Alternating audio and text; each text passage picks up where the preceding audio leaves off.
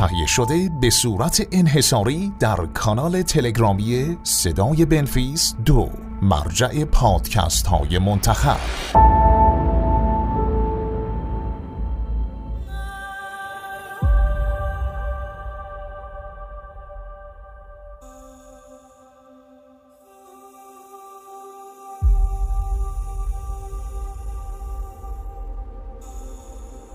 به نام خدا. سلام و درود بر شما عزیزان همراه. بسیار متشکرم که این پادکست رو از کانال تلگرامی خودمون یعنی صدای بنفیس 2 شنونده هستید و اگر هم این پادکست رو از طریق کانال‌های دیگه دارید میشنوید، لطفاً به کانال ما ملحق بشید تا بدون وقفه کلیه پادکست ها و خصوصاً پادکست نادرشاه افشار به دستتون برسه و گوش کنید و لذت ببرید.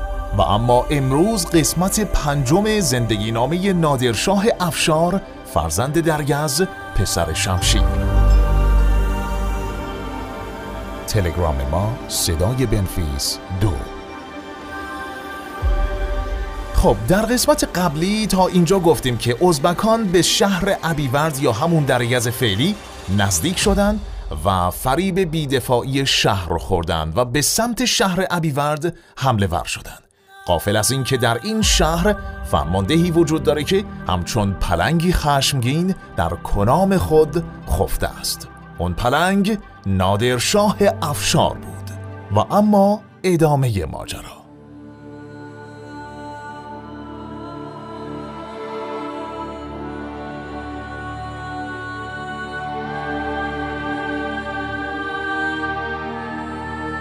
ازبکان که نره‌زنان با شمشیرهای برهنه در حال نزدیک شدن به ابیورد بودند، ناگهان با یورش برق‌آسای سپاهیان نادر که از چپ و راست و از پشت سر به سمت آنان می آمدند روبرو شدند.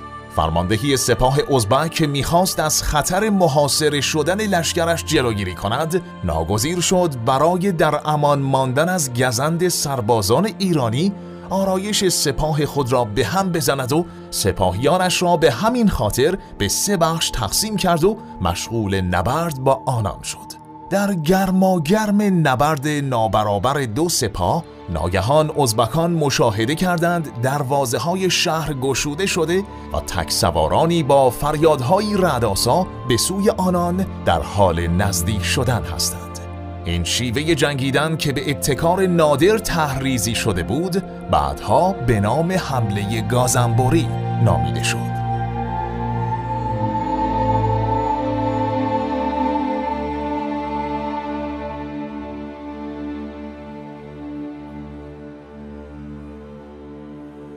تلگرام ما صدای بنفیس 2.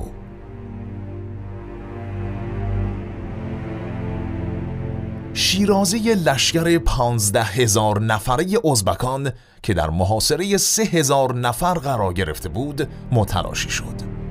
لشکر آنان در صحرا پراکنده و به دستجات کوچک تقسیم شده و به راحتی طعمه شمشیر و نیزه‌های بلند سپاهیان نادر می شدند. فرماندهی ازبکان به ناچار با دادن 4,000 نفر تلفات دست به عقب نشینی زده و با زحمت و مشقت زیاد خود را به بالای کوههای نچندان بلند اطراف ابیورد رسانیده و در همانجا سنگر گرفتند. نادر نیز سپاهش را به پایین دست کوه و سنگرهای ازبکان رسانید و در همانجا آنها را زمینگیر و محاصره کرد. 5 روز از محاصره ازبکان می‌گذشت. در این مدت مردان جنگی نادر سخت‌ترین حملات ازبکان را تحمل می‌کردند و هر روز بر شمار کشته‌ها و زخمی‌های سربازان نادر افزوده می‌شد. نادر پی برد گذشت زمان به زیان او خواهد بود، زیرا با توجه به تلفات سپاه اندکش و خستگی سربازان و همچنین رسیدن احتمالی نیروهای پشتیبان ازبک، هر لحظه ممکن بود ازبکان که هنوز چند برابر نیروهای نادر بودند از کوه‌ها سرازیر شده و همه را تار و مار نمایند. به همین خاطر در روز 5 با سرداران خود به مشورت پرداخته و در پایان گفت: برای یکسره کردن کار ازبکان نقشه‌ای دارم و برای انجام آن 5 نفر سرباز جان بر کف می‌خواهم. به محض اینکه سخن نادر به پایان رسید 12 تن داوطلب شدند که از میان آنان 5 نفر از زبده ترین افراد برگزیده شدند.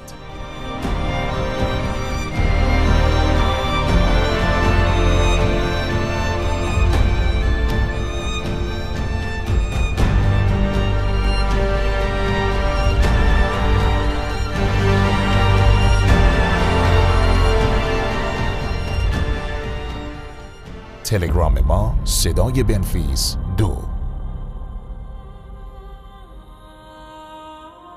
در آن شب تار که شب از نیمه گذشته بود 5 دلاور به همراه نادر از چادرها بیرون آمده و آرام به دامنه کوه رسیدند. تا آن هنگام هیچ کس نمی‌دانست که نادر چه نقشه‌ای در سر دارد، ولی هنگامی که به دامنه کوه رسیدند نادر رو به یارانش گفت: مأموریت ما این است که با احتیاط تمام از کوه بالا برویم و سر از بدن فرماندهان اصلی ازبک جدا کنیم. البته احتمال پیروزی کم است، ولی به جز این هیچ چاره‌ای نداریم. سپس یکایک دلاوران همراهان خود را در آغوش گرفته و به سوی سرنوشت قدم گذاشتند. مدت 2 ساعت پیاده روی و خزیدن‌های گاه و بیگاه نادر و همراهانش به طول انجامید تا اینکه به اولین پست نگهبانی ازبکان رسیدند و در کسری از ثانیه چند نگهبان ازبک بدون اینکه بتوانند کوچکترین فریادی بزنند حلقومشان دریده و مانند چوبی خشک بر زمین افتادند و به همین ترتیب چند پست نگهبانی دیگر توسط نادر و یلان همراهش به سرنوشت دیگران دچار شدند تا اینکه به چادر فرماندهان اصلی ازبک که با 20 نفر از افراد ورزیده ازبک که به شدت از آن محافظت میشد رسیدند.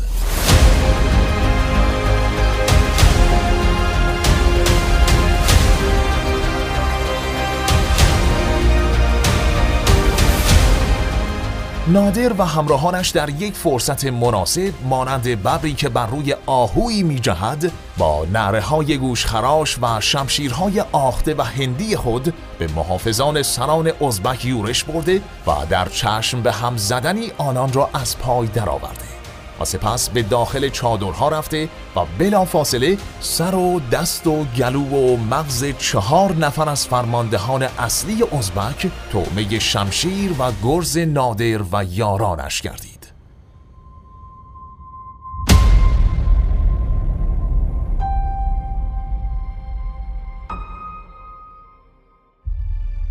تلگرام ما صدای بنفیس 2. پس از این شبیخون نادر و همراهانش در تاریکی شب شروع به بریدن بندهای چادر ازبکان نموده و تعداد زیادی از سربازان ازبک در زیر چادرهای آوار شده بر سرشان محبوس شده و از انجام هر گونه عکس‌العملی باز ماندند. در این بین سربازان نادر که در پایین کوه منتظر علامت نادر بودند با فریادهای گوشخراش به سمت ازبکان خوابالود که در تاریکی شب دوست را از دشمن تشخیص نمیدادند یورش آورده و در این احوال هنگامه‌ای عظیم به همراه بی‌نظمی گسترده در سپاهیان ازبک حکم فرما شد.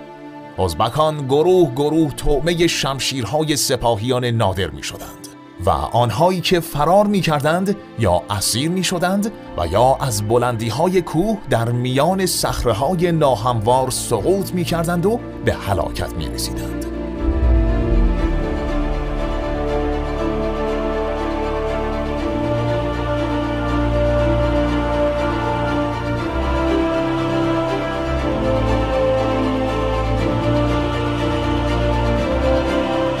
تلگرام ما صدای بنفیس 2.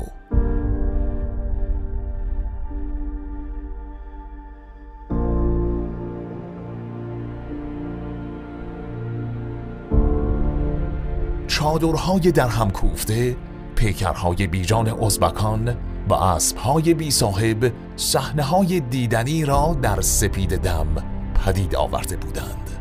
در گرگومیش هوا در حالی که هنوز سپیده صبح طلوع نکرده بود از 11,000 سرباز مهاجم ازبک قریب به 8,000 نفر کشته و 1,000 تن از آنان نیز به اسارت نیروهای نادر درآمدند. و البته که الباقی هم در سیاهی شب فرار را برقرار ترجیح دادند.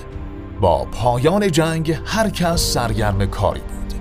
گروهی مشغول بستن دستهای ازبکان و جمع‌آوری جنگ افزارها و اسب‌ها و جمع‌آوری چادرها بودند. 2 نفر از همراهان نادر نیز مجروح شده بودند و در این میان کسی متوجه نادر نبود. نادر به کنار بلندی تپه‌ای آمده بود و به سوی شرق که خورشید از آنجا در حال سر زدن بود زانو بر زمین زده و رو به آسمان چنین گفت: مادر جان، مادر نازنین من، آسوده بخواب، روح و روانت آسوده باد. همانطور که در آن غربت و در کنج آن چادر کهنه و گلیم پاره با تو عهد بسته بودم، انتقام مظلومیت تو را از این راه زنان پست و نامرد گرفتم. پسرت همیشه به یادت هست و هیچگاه از خاطرم محو نخواهی شد. آنگاه قطری اشک از گوشه چشم وی بر چهره خاک‌آلود و خسته او غلتید و از آن پس شاید کمتر کسی اشک‌های نادر را دید.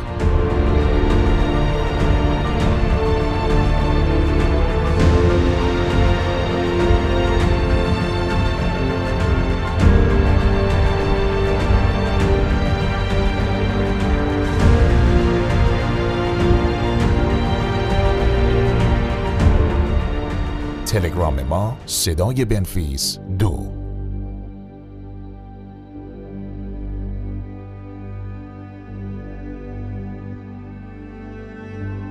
مزه پیروزی بر ازبکان خونخوار اشتهای این سردار ایرانی را تحریک کرده بود و نادر کسی نبود که فقط راضی به حکومت بر ابیورد باشد.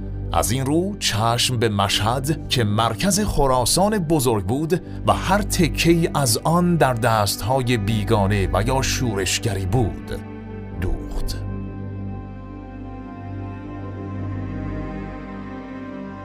دوستان عزیز، خیلی سپاسگزارم از اینکه همراهی کردید قسمت 5 زندگی نامه نادرشاه افشار فرزند دریز پسر شمشیر رو.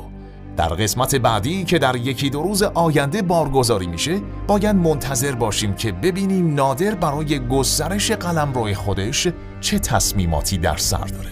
اینجا کانال تلگرامی صدای بنفیس 2 و تا فرصت بعدی بدرود.